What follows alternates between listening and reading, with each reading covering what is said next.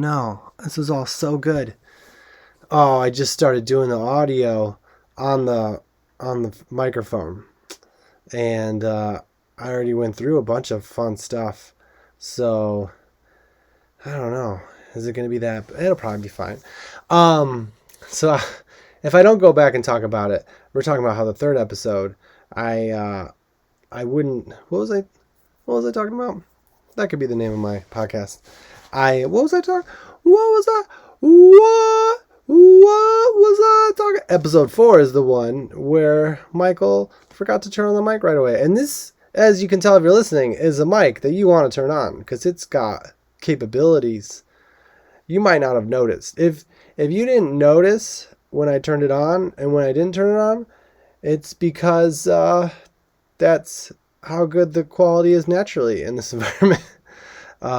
If you can't tell, well, if you're just listening, you probably can't. Maybe you can tell. I'm recording in a new location today because today is Monday. It was Monday, but my son went to sleep very late.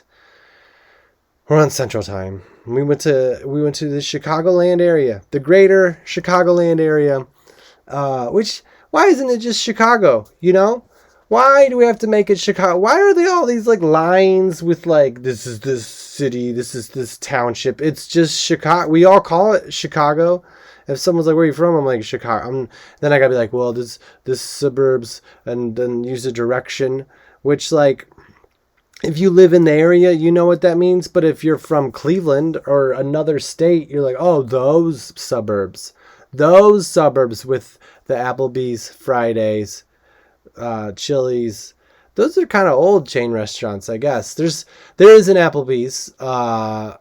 There's not a Fridays. So there used to be a Fridays. The Fridays in the suburb that my parents live in was where I had my first alcoholic drink when I turned 21, and my mom bought it for me. My mom and my aunt Bernadette, took me to TGI Fridays for dinner on the day of my birthday, and I don't think my dad was there. I think maybe my younger brother was there, which would be weird to just start drinking from him.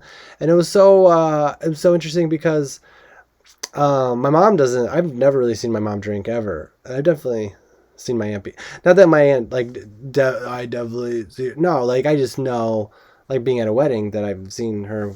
So and she's like the cool aunt. She's been the coolest aunt for generations. Not that she's that old, but like she's cool to me and was cool to me as a kid, and now she's cool to my son who's 5. Like he doesn't even know what qualifies someone to be cool, but he can already feel it. Like he's like, is Aunt B going to be there?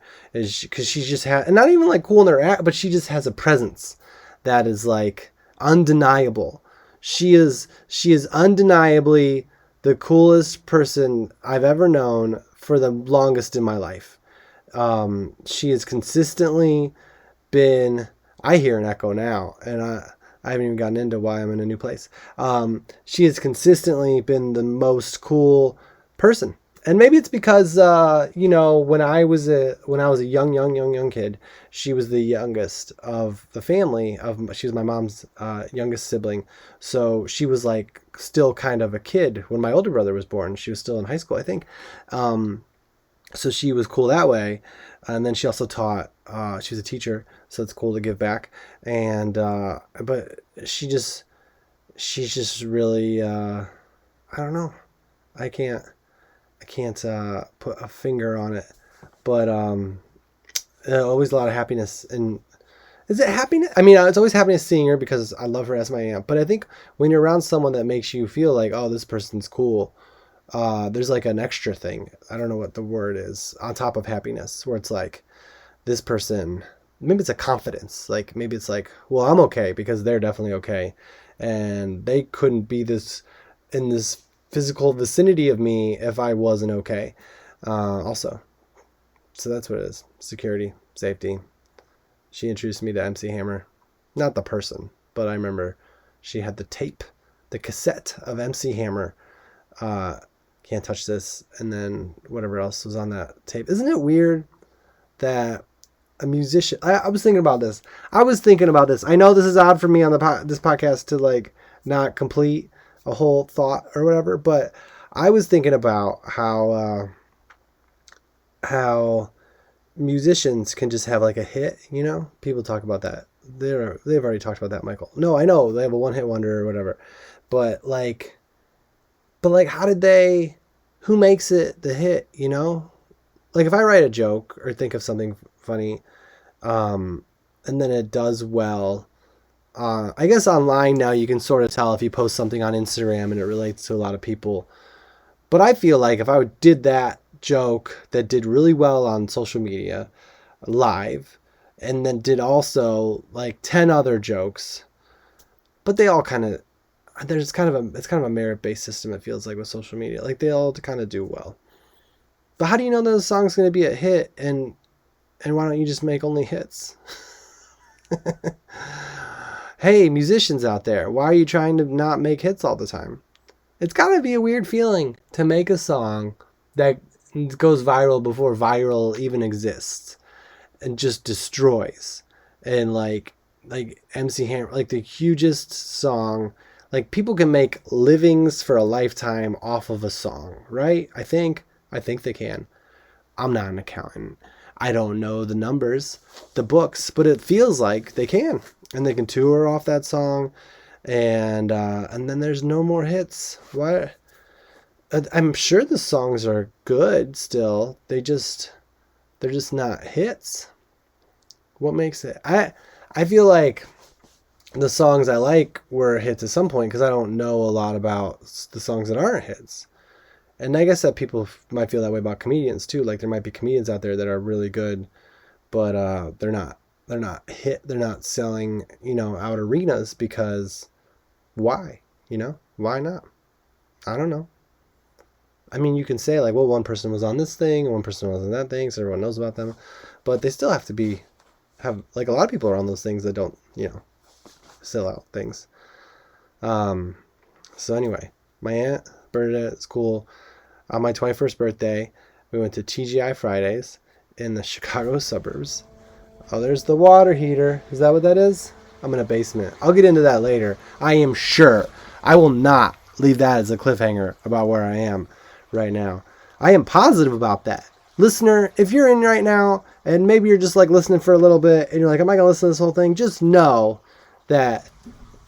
Oh, see, is that the water? Is someone using... I'm at my parents' house. Man, I just ruined... I'm going to go into it in more depth later. That's my teaser. Where is Michael? That's the podcast today. Where is Michael? I love the ambiance. It's like a meditative. Man, this podcast is like the first one. It's just flowing. I called it out. Except for that first part where the mic wasn't on. Remember that, everybody? We don't know what to do. It's so weird. This is such a weird thing. So my aunt was there and my mom was there on my 21st birthday. Maybe my younger brother was there. I don't know where my dad was or my older brother. My older brother was probably already moved away. And they took me out for my 21st birthday. Not out. We went to a restaurant and I had one drink and I had a White Russian. I believe that TGI Fridays did that because of the movie The Big Lebowski. And I've had White Russian since, and I had a White Russian then. And I if you're a big fan, I'm not a fan. That's definitely like a 21st birthday.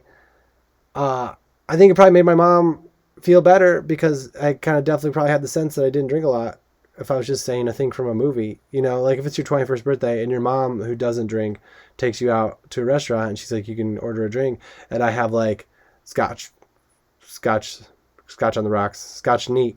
I just said like, what kind of scotch you got? What kind of scotch you have? Like that's the best move. Like I had done comedy back then, but I think if I could live my life in a funny way over again on my 21st birthday, having not really been a huge drinker, and my mom, who wasn't a drinker at all, takes me out to dinner and is like, you can order a drink. And I was like, oh, the scotch, neat.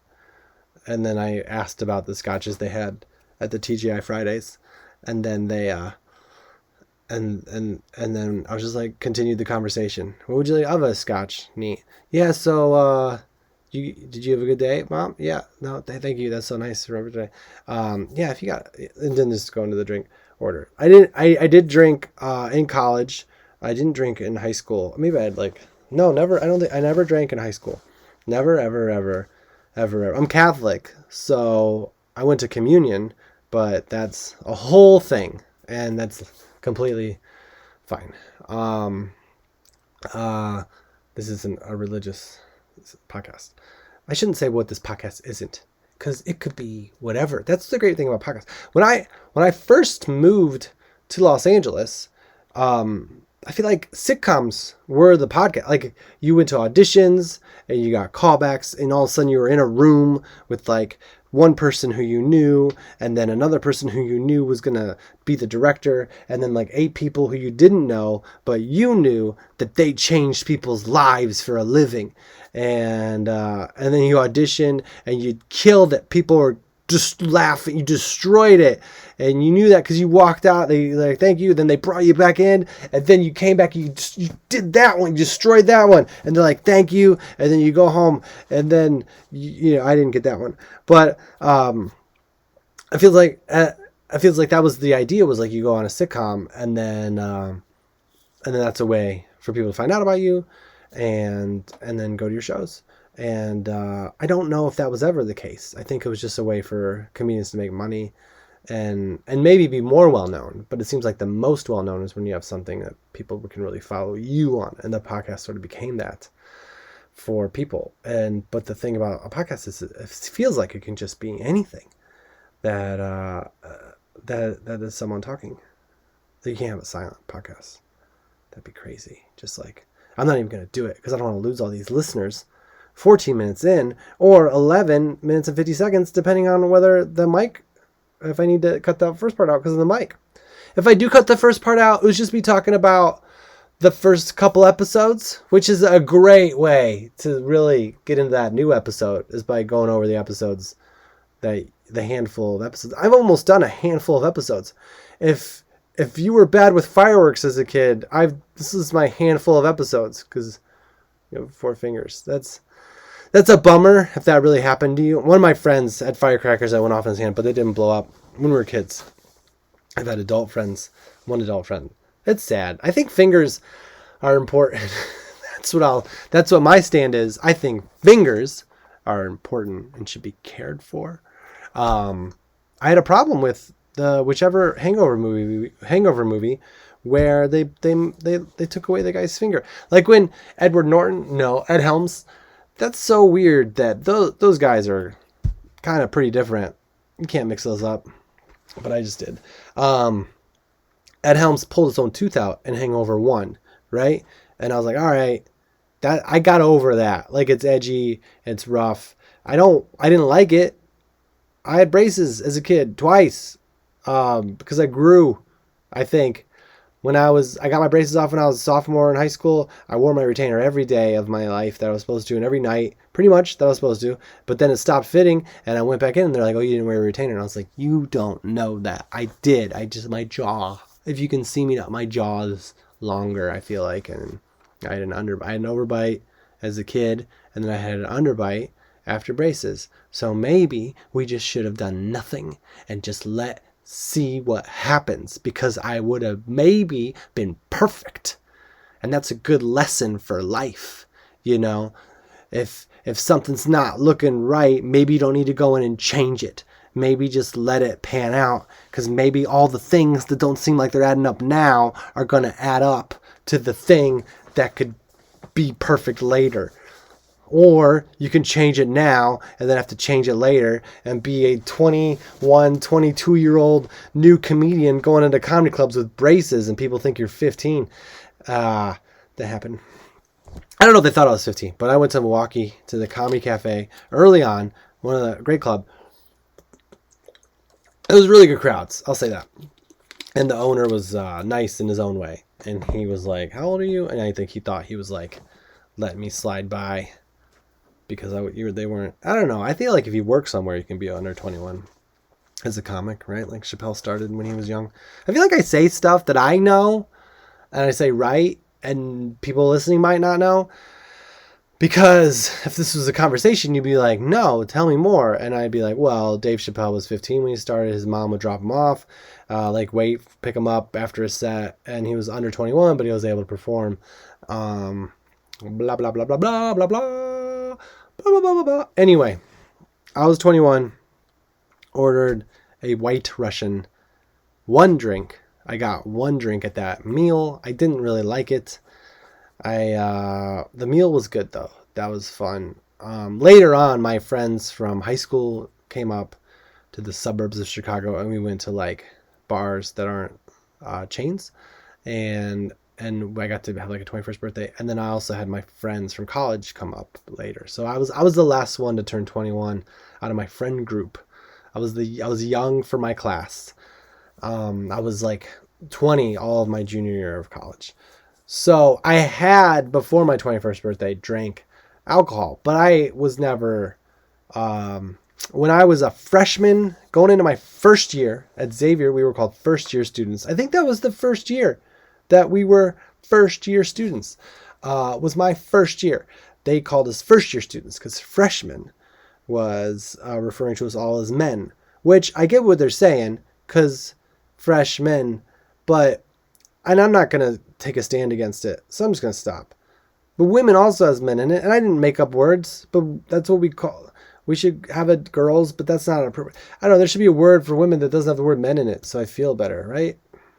Female, that's got male. The years, I can't.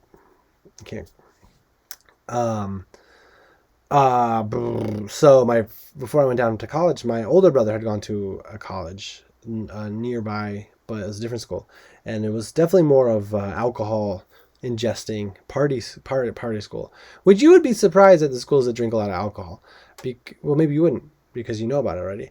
But I know, growing up in Indiana, like I was like, oh, I want to go to Notre Dame, and I didn't. I didn't get in. It's okay. I'm fine. I didn't try to I didn't transfer in because I think it all balanced out. Just like if I hadn't gotten braces, I would have been fine. But I do wear my retainer now, so maybe I should have worn a retainer. When I go to bed, I wear a retainer because it's also a mouth guard, and I don't know how to sleep without it now. Isn't that? But okay, there's a lot of things to go into here, and I know they're all very valuable. For how this is going to pan out as episode 4. This is the cleanup podcast, the number 4 hitter. I'm going to run out of things to say when I get to higher numbers. Yeah, I'll get there. I was going to say if. So I had a retainer. When you get braces off, they give you a retainer. It's a wired retainer. Mine looked like a baseball. Anybody remember that? You could get a retainer that was specific colors or designs, and I had a baseball one. It was white and had red stitches going up. And because I liked baseball. That's why I had that, in case people were wondering. But it really kind of looked like, after a while, that you just had stitches in the back of your mouth. And I had a red bottom one. I still remember that. Red was my favorite color as a kid. I think I talked about colors in the last podcast. On the number 3 podcast. And I lost that retainer. Actually, I didn't. That was that was the one I got after high school, or in high school, and I didn't lose that one. I wore that one all through college, but it just stopped fitting because my face grew. We talked about that. And then I got braces again and got a new retainer. I don't remember what color those were. Maybe it was just clear or something like that. But it was wired again. And then I lost that one. I remember it was at like the fitness gym in the suburbs, not the chain ones, but it was like one that the park owned or whatever. There's a city owned. Just want to get it all. I want to paint a picture. With my words. And I threw the retainer away, I think. There was like, okay, this is embarrassing. This is the first embarrassing moment of this podcast, I think. I should listen to it and then be like, no, Michael, it was embarrassing from when you sat down and there's just a towel hanging on a broom. This isn't my house. But people know I'm here. I am here and people know that I'm here. So, but it's not my house. I could get stuff sent here though, so technically, who knows? I used to live here. this is more teasers about this new location for my podcast. I love saying I say my podcast a lot, but I could just be like my show. I just call it my show. What was I? So my retainer. Oh, this is the most embarrassing moment of this podcast. Ready, everybody? Sound effects. Sound effects. Sound effects. I should stop making jokes about how I don't have stuff. I'm so grateful that I have a microphone that maybe I didn't even need for the first 3 minutes. Who needs sound effects, you know?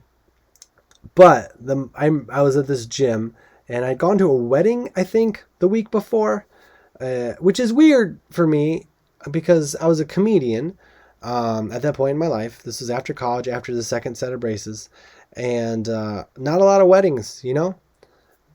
You work weekends, you go up as much as you can. Like, I'm a White Sox fan, and the White Sox won the World Series, and I was like, I remember seeing it in a bar that I was about to do a show in. Like, it wasn't even processing. Maybe because I also rooted for Cleveland a lot. So growing up, my dad's from Cleveland, my mom's from Chicago, and so there's always been they've been together my whole life, and I think I did a good job with them. That's from my jokes. But I always feel like sports were kind of split. Like, my mom's not a huge sports person, but the first baseball game I ever went to that I really understood was a White Sox game, and I became a big Frank Thomas fan. And but then Cleveland got really good. My dad loves Cleveland, and if you talk to a lot of young men who had fathers that they watch sports with, you become like cheering for the team that your dad does, because that's just kind of how it is. Like, I don't know if my son will do it. Like, there's also the kids that like root for the opposite teams. Like, when I was a little kid, the Browns played the Broncos in the playoffs, and my dad and my brother were rooting for the Browns, and I thought it was so funny as like a 4 or 5 year old boy who didn't know anything about football to just be like, no, go Broncos.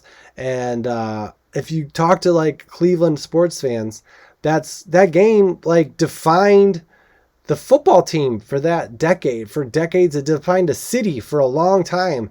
And here I was, a new person to the earth, being like, go Denver, go Broncos. John Elway's my favorite. And it was like just a funny thing to me. And the Broncos did win, and they went to the Super Bowl, and I didn't become like a big Broncos fan or anything, but so I think as a kid, you're either going to root against, you're going to be a rebel, or you're eventually going to come around. So I was like a Cleveland baseball fan, and then I became a White Sox fan, and then Cleveland was the World Series. I was like, I'm not going to not want Cleveland to win the World Series, and so I became a Cleveland fan, and then and that's probably when the White Sox won the World Series. So that's probably why. That is why. This is me. It's not embarrassing. This is a confession that when the White Sox won the World Series, to my friends, to people in my life, I was definitely more of a Cleveland fan. I didn't know at that point I could go back to being a White Sox fan. After leaving, when the Cleveland went to the World Series in the 90s, I rooted for them, and I hoped for them, and I dreamed for them, and I didn't even consider that I could go back to being a White Sox fan, because I think there's this moral code amongst youth, maybe amongst everybody, but if like, this is your team, what are you going to do, bail on this team? But it's like, you like two teams. That's not a big deal. You know, like, you can go back. So I became a Cleveland fan, and then I was like, well, I can't go back again, because that's like, I felt like it was like a moral problem, you know? How could I have any street cred? And maybe people are listening right now being like, yeah, you don't. You can't root for a team and then switch back. But I did. I rooted for Cleveland as a baby without a choice. They bought me the hat, and then I became a White Sox fan of my own choice. And then I became a Cleveland fan because I wanted to watch them win the World Series with my father and my mother. And I became a Cleveland fan. And then after the White Sox had won, like years after that, White Sox had won the World Series, I was going to a lot more White Sox games. And I just remembered the joy of my childhood. I think for me, my favorite teams are the teams that I get to go see the games. That's the thing for me. If I can go see you live, and I do it a lot, I'm gonna cheer for you. TV is fun, it's fine, but I love a live sporting event, and so I was able to go to a lot of White Sox games, and I became a White Sox fan. Again, I remember the time I was like, I remember really reflecting on it. I think those kind of reflections in life are healthy because really it doesn't matter. Most of what I've talked about so far doesn't matter. But maybe it does more than anything. I don't know what that meant. But I feel like I have a friend who's from St. Louis, and that's a big baseball town, and they love the Cardinals. And I have a couple friends from St. Louis, and they're just big Cardinals fans. I could never imagine them switching from Cardinals fans. And they've even said that. Like my one friend was like, couldn't even wear a hat of another team. And I grew up in Indiana, so it was like there wasn't like a town like that. So I definitely can and have. And my older brother collected hats. So I just feel like I appreciate the players. I appreciate sports. So anyway, that was the embarrassing thing, is that I switched teams a lot. I think that was the embarrassing thing. My older brother, when I was a first year student at Xavier University, he gave me the advice, because my older brother I don't think drank alcohol at all in high school either. My high school in Indiana, if you didn't know, I grew up in Indiana.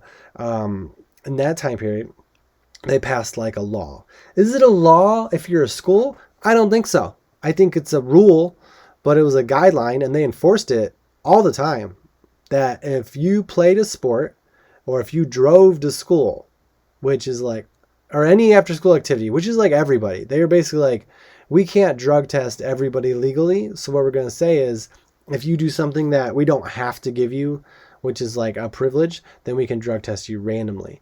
And so I think, which is unconstitutional, they found out later. And, but it did work, I played a lot of sports and I didn't drink. I don't think I would have anyway. I think I always had to go home, and my parents didn't go to sleep until we were home. And my mom always, like, I remember one time I was out of high school already before I went to college. No, I was my senior year of high school. I was out really late. I was supposed to be staying at a friend's house, and we were, but we just were, doing stupid stuff that wasn't alcohol related. And I ended up coming home, and my mom just was like, assumed I had been drinking. Like in a nice, not a nice way at that point, but they wanted me to be safe. Anyway, my older brother told me going into my first year of college that to wait a semester before you start drinking, because you want your friends to be the people that you're friends with, not just the people that you happen to drink with your first couple weeks at college. And for me, that's good. That's nice advice. It's nice, but for me, it just sort of made me the person on the floor that didn't drink, and then people would, kind of be confused by it. I wouldn't say pity is the word. It's weird because now as an adult, and maybe it's different in colleges now too, but I feel like if you drink, that's fine. If you don't drink, that's fine. But in college, it's like, well, why are you here? Like, why didn't you just go to like community college? Like it felt like people were there, even though it wasn't really a party school. My fresh first year of school, my floor, was a pretty fun floor from that perspective of drinking alcohol. So I didn't, and then people became my friends because I was like, I became friends with the guys that were kind of weird, and they were funny too. And they played sports, and we had a lot in common still, but because they just didn't do the things that everybody did all the time, and I was kind of weird because I didn't drink. So yeah, I just became friends with kind of a little weirder people, which are there. I love them, and I'm happy that I became their friends. So that was good advice. But yeah, so I had drank some before that 21st birthday because I was, my whole junior year, everyone was 21. And, but I wasn't like a big drinker, but I had that, White Russian there. And I think I also got dessert. That's been the other thing too, is like, especially now as you get older, you're like you can, like my older brother doesn't really eat dessert, but he would drink more. And like some people will drink and then they won't do dessert. Some people will do dessert, some people won't drink. And I think you could do both if you want. And when I was in college, I did do both. And I remember that dessert, I guess for my birthday, enjoying it more than the White Russian. Because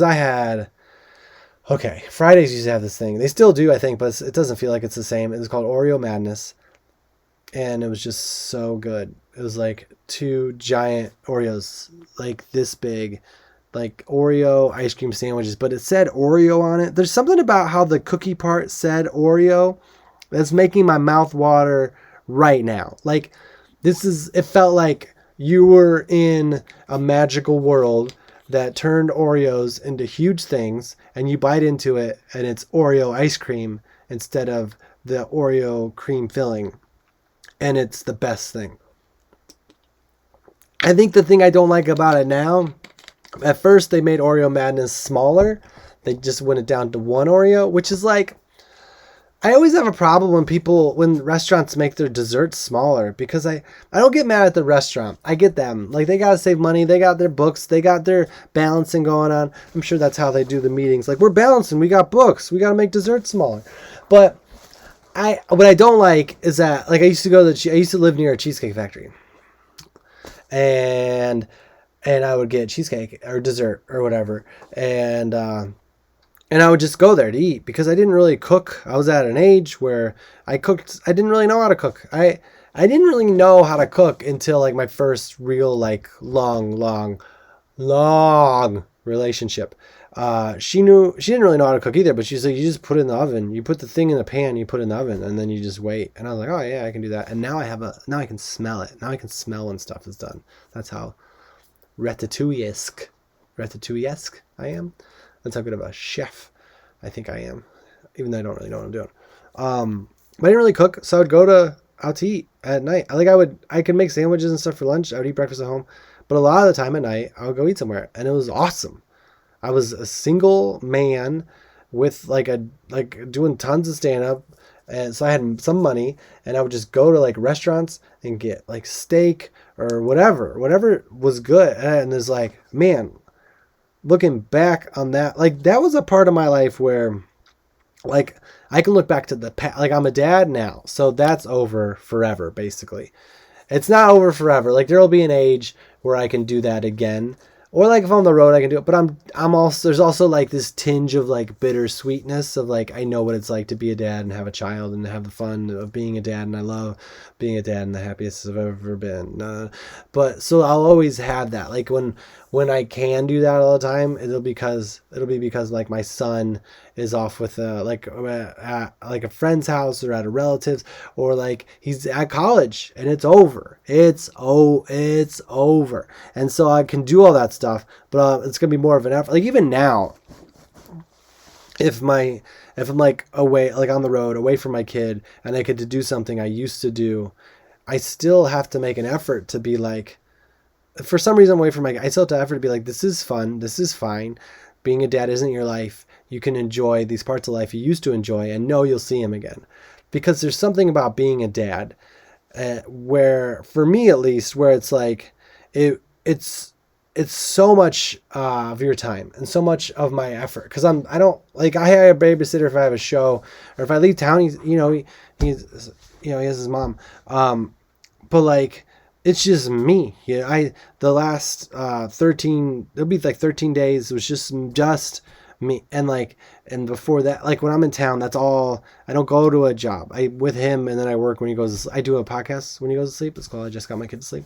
And so, like, it's all. So it's easy to get wrapped up. Oh, this is a good place to put my hand. I could have just done that. There's a bookshelf next to me. I still haven't gotten into the secret hidden location of the podcast yet. But we're rolling. This is like episode 1 times 1,000. Episode 1,000. Do you remember when you were a kid and you learned that 1 times something was just the thing? Why is that a thing? We don't need to multiply anything by 1. That's so stupid. It's like math teachers were like, how are we going to teach kids multiple? They're going to get so down on themselves. Well, we'll start them out at 1. It should just be illegal to multiply anything by 1. It should just be like, no, it's just the same. Hey, what's the answer to this question? I'm wasting your time. What's 10 times 1? I'm wasting your time. That's the answer. What's the answer to 20 times 1? I'm wasting your time. It's 20. That's the answer. I'm looking at this part of my camera now. What's 5,000 times 1? What's the answer to 5,000 times 1? I'm wasting your time is the answer, because it's just 5,000. Why did they do that as a thing? And where was I going before that? Multiplying. That was way far off from where I was. So I love being a dad. It's the most fun that I've ever had that I reflect on later. like in the moment, it's like, I gotta get him to bed. I gotta get him in the car. Hey buddy, 5 minutes, okay? No, you want 10 minutes? Maybe you're right, You could be right. That's the part that sucks. I'll say it. It sucks about being a parent, is there's sometimes where he is right. Where like my idea is wrong. Where I'm like, we gotta go to bed. We gotta get to bed. And then I put him to bed and he just lays there and doesn't go to sleep. And now I'm laying there too and I'm not getting anything done. And we could have had this fun thing and he didn't have to have a meltdown because we could have stayed up for 5 more minutes. I don't know. Sometimes he is right. So like, 5 more minutes. Like there's this part of my brain that's constantly like, either like we gotta stay on this whatever schedule, or it's like who in the vicinity are we inconveniencing by our presence, because like 5-year-olds have a great skill of not knowing the consequences or effects of their actions at all. Like, and that's a gift. That is a gift to be able to like wake up in the morning and live your life without any knowledge or whatever care in the world. Like there'll be some times where I'm like, he knows that he's being annoying, right? Not annoying, but he knows that he's infringing on others' rights to be happy. And then I say something, he's just like, huh? Like my son right now is at a phase. I think it's a phase. I can only hope that it's a phase, because if it's not, I'm gonna have to parent him out of it, and that, if you've listened to the podcast, is not my strong suit.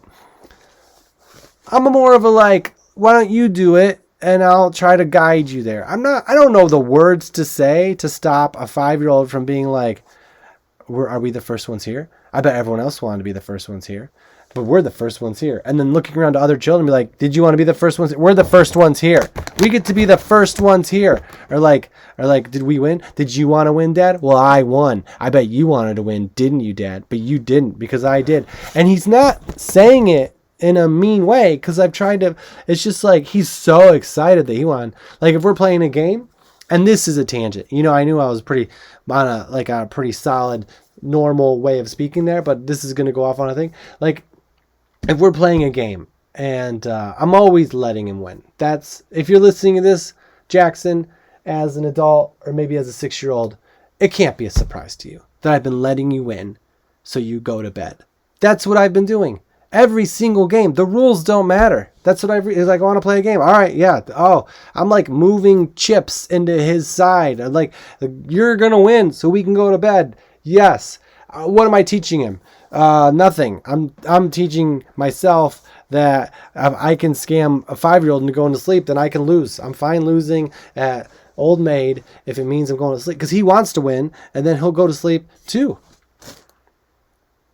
So on some level, he has to know that I'm letting him win. But sometimes he'll really catch on, because he'll be like cheering that he wins, and I'm like, I say something that's hoping that he wins too, and he's like, but don't you want to win? Why would you say that? You want to win. So there's that. When you're a parent, there's the thing where it's like, I'm a dad. How's my child making other people's lives worse? And how can I control that in a way without ruining the happiness of my child right now? Like we were at an indoor playground today called Peppa's World, Peppa Pig's World, the World of Peppa Pig. That's an important way to phrase that location. If you call it Peppa World, Peppa Pig's World, that's the World of Peppa Pig. Oh, because then it's not just Peppa. You got Danny Dog, you got the rabbit family. They're huge, no judging. I'm not saying that all rabbits have to be huge families, but there's a lot of kids. No, actually I think there's only 2. There's the cast. There's like the world. There's a castle in the Peppa Pig land, World of Peppa Pig. That's not even in. I've never seen it in the show, and I've seen a lot of episodes. I remember when we started watching this Pepisode. This is the Pepisode. I remember when we started watching Peppa Pig, and Jack was very, very young, and we had just started talking. So every time he would every time we finished an episode, they're like 5 minutes long, he'd just be like, "More Peppa." That was the only words he really knew, and like he was behind in words. Like we had to do speech therapy for a little bit, but there was like good, fun speech therapy. I don't know what it's not going to be like. I don't know, Clockwork Orange speech therapy. That doesn't even. But he would just say, more Peppa, more Peppa, more. So I'd be like, yeah, one more. These are your words. He could have said anything at that point in his life. He's like, blow up a library. I'd be like, yeah, okay. No, we can't. I don't think I really would have. But when your child learns to talk, we watch Peppa Pig a lot. And it got to the point where I was like, I'm gonna finish Peppa Pig, which in the world of streaming is kind of like, no matter what the show, like I don't care what you like, but if you're gonna finish a show, that's a feeling of accomplishment. That's a badge. Any conversation you're in, you can be like, what are you doing? I just finished Peppa. What? Like, yeah, all of them. They're all done. I know all the friends. They're still making them. I know. I'm waiting for the new season. What's gonna happen with this giraffe character? And but we got to a point where Jack started to become aware of the show. It wasn't just like a thing now where we sat. He's like, and he started to have favorite episodes. And he started to request favorite episodes. So it really slowed down the process of finishing Peppa Pig. And we never did. And I don't know if we ever will. Because he's 5 and he was 4 and he was 3 before that. You know how aging works. And they don't have the wherewithal, the stick-to-itiveness. Because what I'm doing is crazy. To want to watch a whole show every episode, that's crazy. Unless it's like episode where like it builds on another thing. It's crazy. There's really no value to watching all of a thing other than be like, I watched all of it. I feel whole for a little while. And like 5-year-olds already feel whole, I think, unless they're screaming about something and that's all they need. So I couldn't be like, he'd want to watch an episode that he knew, and it was kind of, I couldn't be like, but we're doing a thing here. I just can't. When I'm with him, what we watch on TV is the thing he wants to watch on TV, because I feel like when he's around other people, he doesn't always get that. And also I'm a pushover without boundaries, sure, but also I think that when he gets to live the life that is best for him, which sometimes he knows, sometimes he doesn't know, and then it's like a big train wreck, because it's like, train wreck, car crash, which is worse, train wreck or a car crash, airplane crash, but we don't want to. It's a huge train wreck when he wants to do something, and I'm like, this is what makes him happy, and that makes me happy, so let's do it. And then it's not what makes him happy. He's just tired and hungry or angry or sad or scared. He's guided by another source that neither of us are aware of. And now we're in this world where we're trying to go down the slide 10 times, but other kids are in line. He wants me to set up these blocks at the World of Peppa Pig, so they're a very specific way. But other kids, and they're soft blocks, so you can like break through them, and I'll take a video or whatever, but not share it with anybody. Take a video, Dad, but don't share it with anybody. And then it'll break. And he's like, set it up this way, and he wants to do it 10 times, and there's other kids going down, and it's like, no, we can't. You're tired. This is what's going on. You're tired. This isn't something that you need to make you happy. You're sleepy, and you're dragging me into your insane world. This is like where I wanted to watch all Peppa Pig. We don't have to watch all Peppa Pig. You don't need to go down 10 times. You went down over 10 times already. So that's what I'm dealing with. I always wonder I don't really cut these up and put them on social media, but I don't know how. I mean, I know how to cut them up, but I don't know how that would really pan out. I don't even know. Usually I have a way to come back around. So let's see where we are. Peppa. I wanted to watch all of Peppa. I didn't get to watch all of Peppa. I don't think I'll ever will, because then I got to watch it by myself, which I would do. I would watch Peppa by myself. I would tell people I'm watching Peppa. If people were talking about what shows you watching, I would say Peppa Pig, because they're easy to watch. 5 minutes. I love animation. The animation is like South Park. The writing's like Seinfeld. Slice of life. Not as much punchy.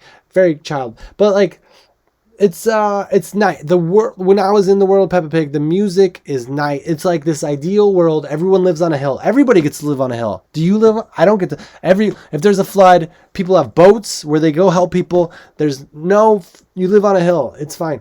And I love it. And they're all the same age all the time. Like Jack used to be George's age, now he's Peppa's age. And it's very. I would watch it on my own, but my only thing is that someday Jack might want to watch that episode that I watched all by myself. And then, and it's not like I have to pretend I haven't watched it before. Hey, who cares? I mean, maybe they don't care. But it's more like, I can't, as a taxpayer, as a human with responsibility, I can't sit down and watch a show that's not for my age group because I have this thing that I need to finish it and I enjoy it. And also know I might watch it with my kid. I haven't finished Toy Story 4 yet. Yeah, I know. It's a great movie. We watched half of it. He watched the whole thing already with somebody else. We watched half of it. And I'm a responsible parent. So we cut it off and we're going to bed. But now what do I do with the rest of Toy Story 4? I haven't watched it yet.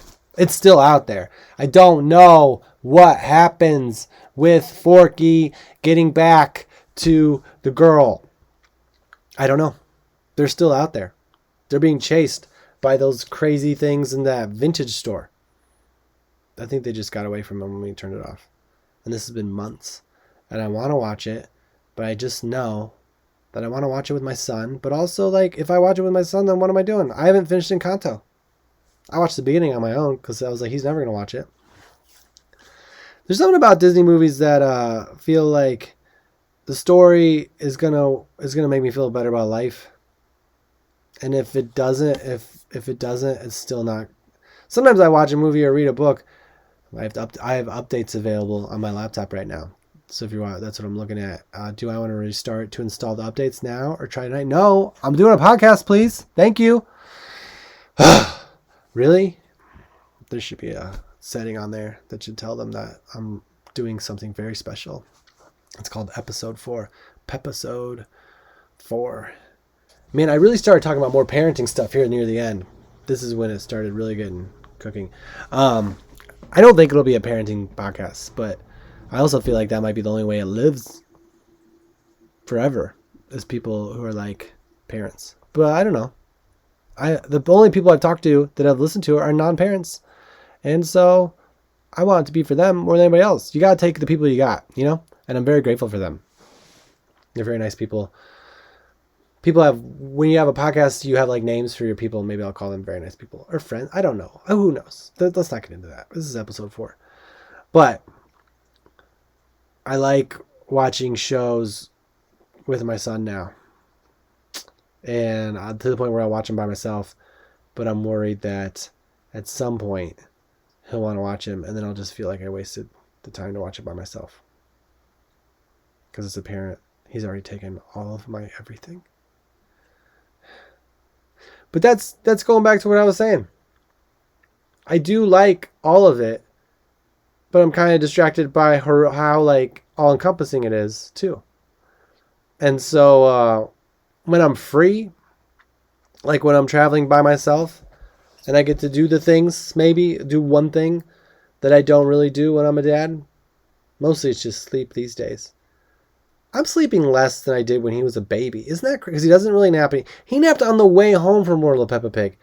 Are you kidding me right now? I can't sleep when I'm dry. Like, I'm definitely sleeping less. Because I wasn't working as much because of the pandemic when he was younger. I knew you were wondering. I'm working a lot.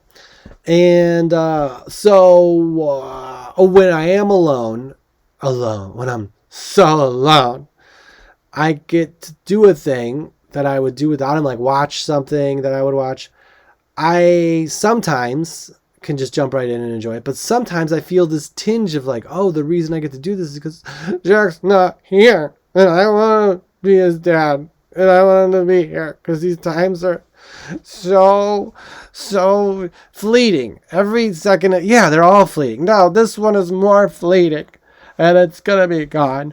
And the Instagram reels about how your kids grow up so fast aren't helping. I wonder if anybody in this house can hear it. What I'm saying. I'm in the basement of my parents' house. We were here for Easter. This is a towel that's over a broom. It's a very nice basement. It's finished. There's no stuff in here that would get in the way of doing anything but living your life in a great way. I've played video games down here. There's no like really workout stuff, but I did work. Not that I'm like, but you know, I think it could be even cooler though. But I like this wood paneling a lot for I think I might like it more than Dr. Teeth, the shark from the previous episodes. I came to Chicago land with my son Jack for Easter, and that's why and we're staying a couple extra days because he is 5 and he's in preschool, and I don't mind keeping him out of and I know I don't know. A lot of schools are on spring break in LA right now. But preschool isn't because they're just not. Isn't that weird? Like he got Friday and Monday off. So now I'm not a bad parent for keeping him out. But it's like I think it's just because a lot of parents have to work and they'll just take your kids for whatever. So I did get back to this is where I'm at. I'm at my parents' basement. I used to live never in my basement. That is a false notion, if there ever was one. I have a bedroom on the floor. Not on the floor. My bedroom is a bedroom. There is a floor, but I have a bed, and that's where Jack's sleeping right now. He's not in my. There's 2 beds now. Used to be bunk beds. Now he has one. It's great. We don't live here. I don't know. But I used to live here by myself, and people are like, "You live in your parents' basement?" No, I don't. I play video games in my parents' basement. I have my own place on the 2nd floor. But now I'm back for the holidays. And it's I love coming home. It's weird as a parent because when I used to come home, and this is the general theme. When I was coming home, before I was dad, I was like, oh, it's great to see my parents, and now it is too. But it's either like I'm there without Jack, and it's like great to see my parents, but I'm like, oh, I miss him, or I bring him, and then it's like, wow, this is gonna be fun to. Because Jack's 5, but he still wants me around all the time. Even though I have people that could just play with him and watch him, and I could sleep, he wakes me up. And then if I say I want to take a nap, he's like, "Well, I'll play on your phone then." I'm like, "No." And anyways, but the World of Peppa Pig was fun. We're gonna wrap up. This has been the highlight of not my day or my life because it's been a good day, but it's been really fun. I really appreciate if you made it this far in the series. Or just this one, or you're just coming in right now. You are really nice. I'm going to Arkansas this week and Washington, D.C. this week. Wow, that's already. And then next week I go to Atlanta and Bristol, Tennessee. The reserve tickets are already sold out for Bristol at the Blue Ridge Comedy Club. I think Mark Norman's there this weekend. So if you can't get tickets for him, come see Michael Palsag. That's me. I'm a comedian. I'll do stand up, which is like it's not this. It's I'm talking with a microphone, but it's I would say it's funnier. I don't know. I don't know how to pitch myself. But Bristol, I'll be in Knoxville, Tennessee. I don't even know if those tickets are available on the website yet. I asked the guy. Here's the thing. If you know someone that's been to a show that got canceled, it's not. I always want to do all the shows. So just know that if I'm not in your town, I've only canceled because I'm not sick. I don't get sick really, right? I'm not like as sick. I think some people are like going through a thing. But last week, the 2 clubs, we didn't sell enough tickets, so they got canceled. So we canceled Lansing too because I would have lost money, and I gotta find money. I'm at a point in my career where I want to find money. So, but I love all your cities and I want to come back. But anyways, Bristol, Tennessee, Knoxville, Atlanta, and then Salt Lake City, which is really like West Jordan, and then Logan, Utah. I think I'm missing a week in there. I don't have it in front of me, but that's not what this is about. This is about this moment, this 56 minutes or less, depending on where we cut the beginning. Thank you. I just got my kid to sleep. I'm Michael Palsak. Yeah. You're great.